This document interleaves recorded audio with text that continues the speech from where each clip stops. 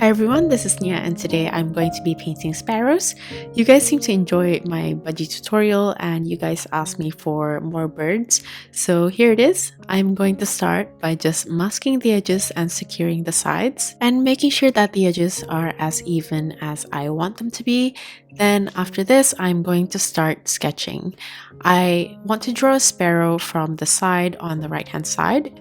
And I wanted to also show a bit of its wing.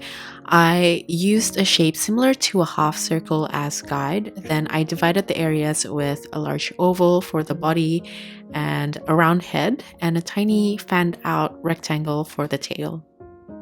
I'm going to do something similar for the sparrow on the left, but it's facing the other way, and I also left out the oval of the body because I want to make it look less rounded because I want the position to be more squared on the side. After doing the rough sketch of the birds, I just want to clean out and erase any unnecessary lines so I can move on to adding the details of the wings.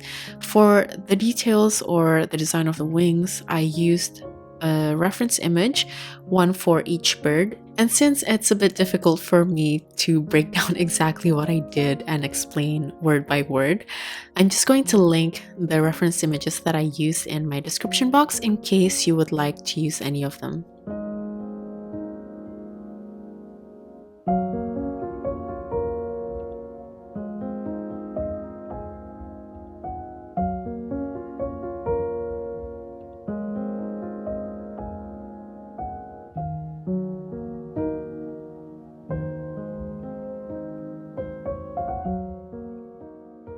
I'm not going to draw out every single feather for the wings, but just how the feathers have been sectioned out. And as I mentioned, it doesn't have to be super accurate as I only basically took a very rough reference from it.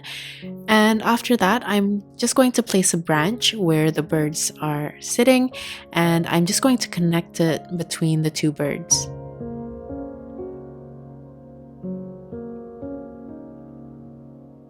Once I'm done drawing out the birds and the main branch, I cleaned out the lines so it's not too scribbly and also lighten it as well at the same time with my eraser.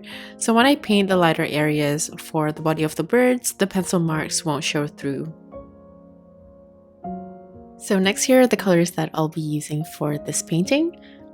Firstly, I have Burnt Umber by Holbein, Burnt Sienna by Holbein, Yellow Ochre by Szmal, Buff Titanium by Daniel Smith, Quin Red by Daniel Smith, Sap Green by Holbein, Lamp Black by Daniel Smith, and Cobalt Blue Hue by Holbein. And lastly, I'll also be using my Bleedproof White by Dr. P.H. Martins.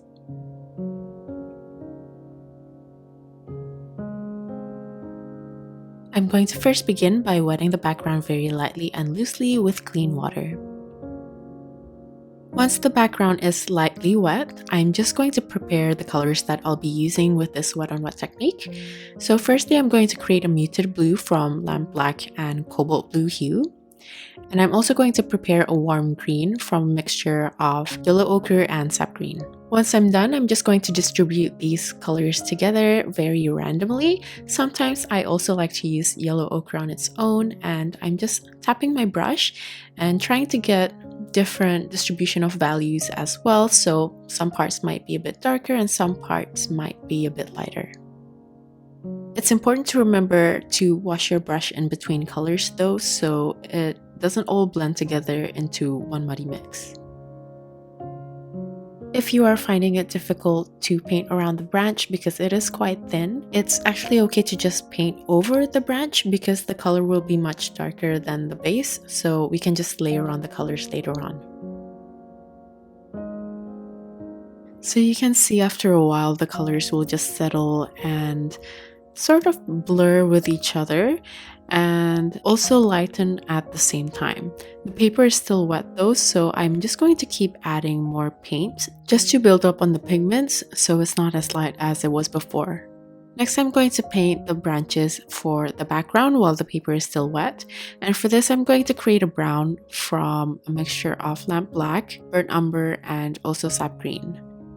I'm using my liner brush here and I'm just wiggling it around to get jagged lines, and because the surface is still a bit damp, the branches are just going to blend into the background. The background should be evenly damp, but not too puddling wet. If not, the paint will just travel too far and it won't look like thin branches anymore.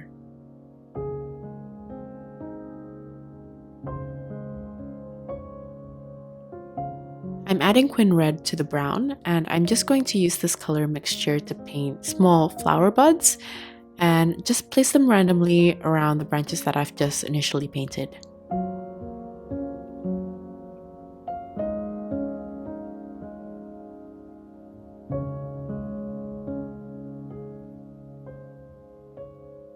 Next, I'm adding sap green to the same brown mixture, and I'm going to paint on some tiny leaves around the branches as well.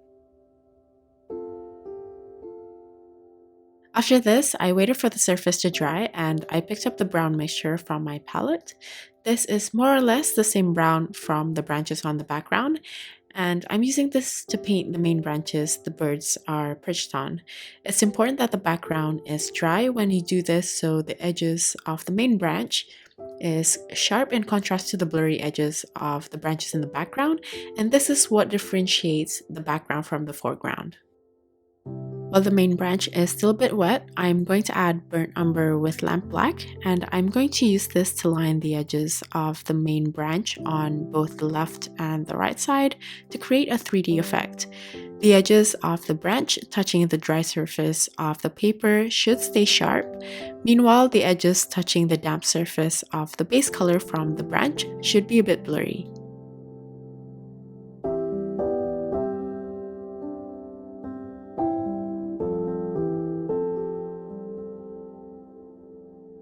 Now I'm going to start painting the left bird. I mixed yellow ochre with buff titanium, and I'm going to use a medium to thin consistency to paint the belly of the bird. I want it to look a bit textured, so after painting a light base color, I used my brush to paint in furry textures with the same color.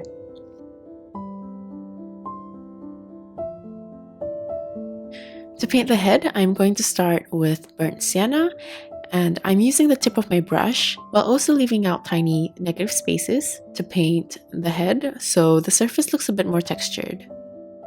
While the surface is still a bit damp, I'm going to go back in with burnt umber in a medium to thick consistency and dot it in the areas on the neck and also close to the eyes, and just letting the color travel on its own.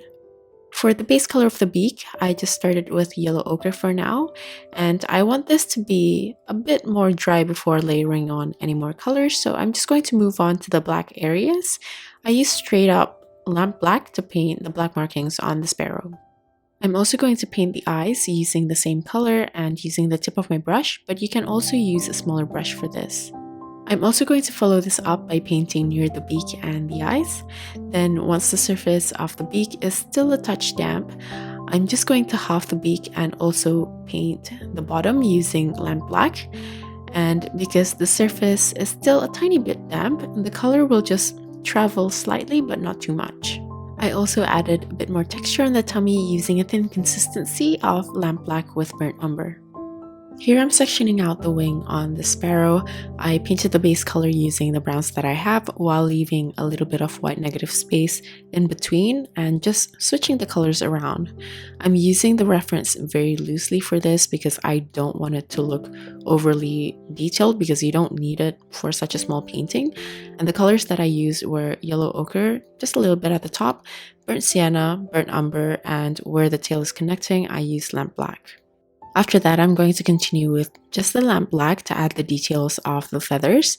Again, I'm not trying to draw the exact amount according to the picture, but just taking the basic idea of how the feathers on the wing is placed. You can use a smaller brush for this, but I'm just using the tip of my brush here with a dry brush load, so the lines stay nice and crisp. And I also want to add a bit more black at the tip of the beak and also for its tiny feet.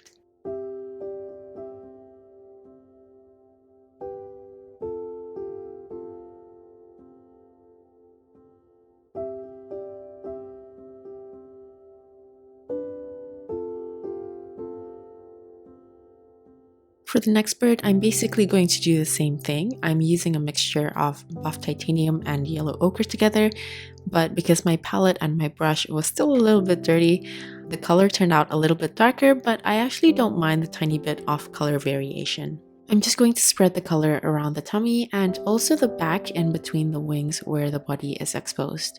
I didn't mention this before, but I used the same color mixture to paint the neck of this sparrow. I just used a thinner consistency, so it's much lighter than the body. As you can see from the reference image, there are tiny feathers at the back of the sparrow near the neck, so I'm using burnt sienna in a medium to thick consistency to paint those tiny feathers. I'm just dotting with the side of my brush to create sort of like a long elongated stroke until I reach the area of the wings that connects to the small feathers. And as for the wings, I roughly divided into sections, again just taking the basic idea of the shapes from the reference image and just doing what I did with the first bird, and of course changing the colors along the way.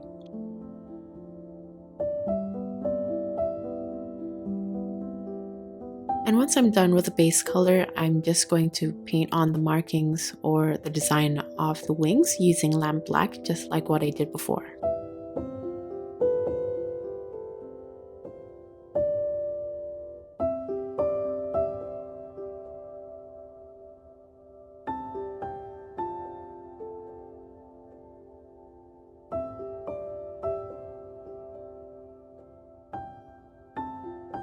For the tail, I'm using a mix of burnt umber and lamp black and a medium to thin consistency, and I'm also leaving out white negative spaces in between the feathers so the shape doesn't look too bulky. Then I'm going to smooth out the transition between the colors of the tail and the body using burnt sienna in between, and then softening the blend using a clean damp brush. And as for the rest of the face, I'm going to treat it the same way as how I painted the first bird by using burnt sienna as the base color, then adding burnt umber while the paint is still damp, and continuing to add black markings on the head and cheeks of the sparrow. Because the black markings look too prominent here, I added a tiny bit of water to give a softer blend and a looser effect.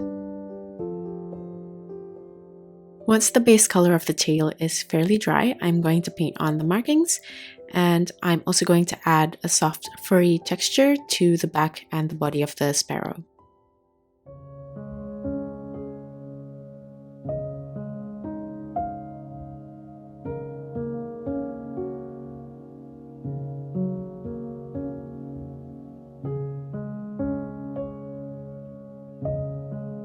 Here I felt like the white on the design of the wing was a bit too prominent, so I used a very thin consistency and barely touched the bleed-proof white, and then I smudged the white with the color of the wings.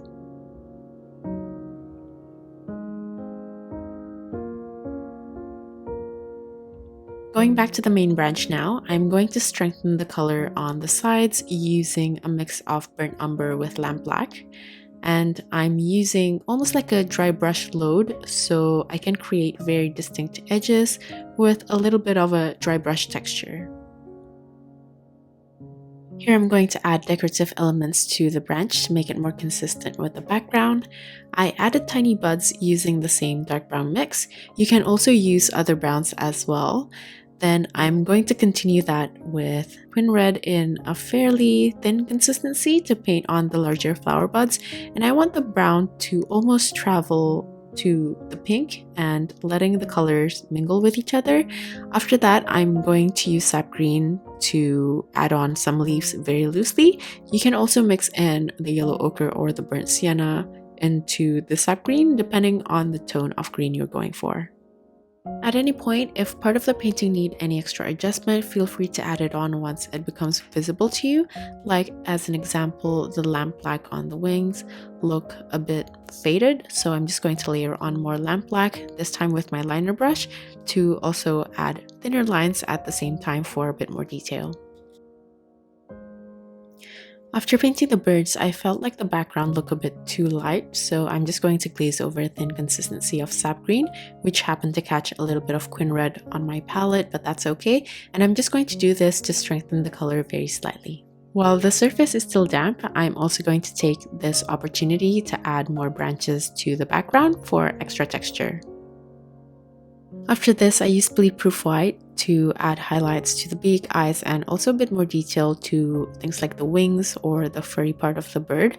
I think I overdid the white though, because I just find it so fun and easy to apply.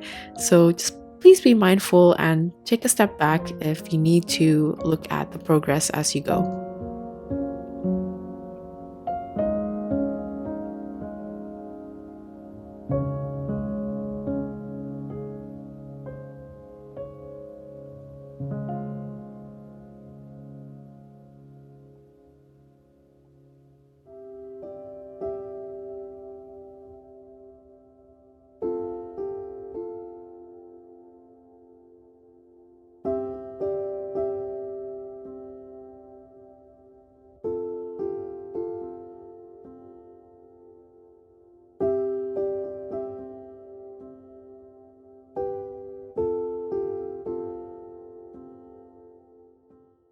And again, just like before, here I'm readjusting the colors again because the white glaze that I added took too much detail off, so I'm just going to add them back in.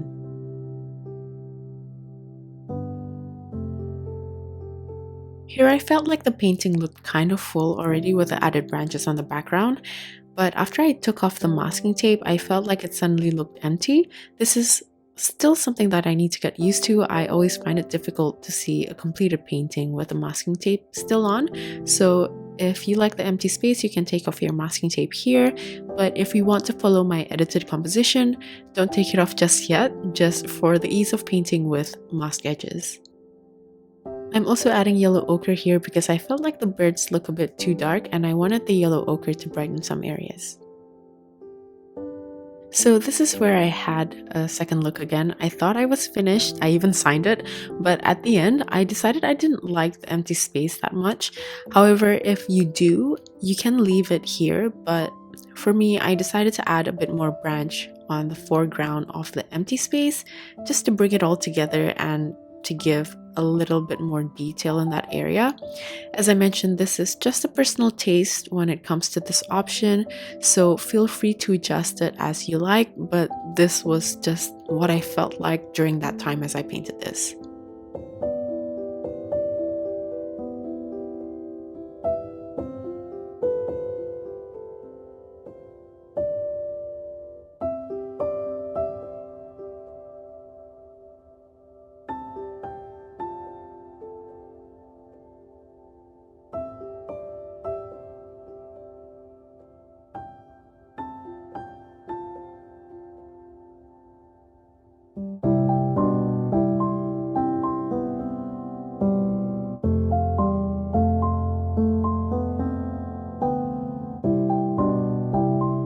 As you can see, I treated the branch quite similarly to how I painted the main branch, but some part of this branch touching the dark part of the sparrow's wing looked a bit too bulky for me, so I decided to break the shape up slightly using bleed-proof white to create a white background where I can paint on quin red as the flowers on top of that dark branch. And that's pretty much it for this painting. Like usual, all the list of tools that I use for this painting, as well as my social media links, will be in my description box. If you're still here, thank you so much for watching till the end, and I'll see you at the next one. Bye!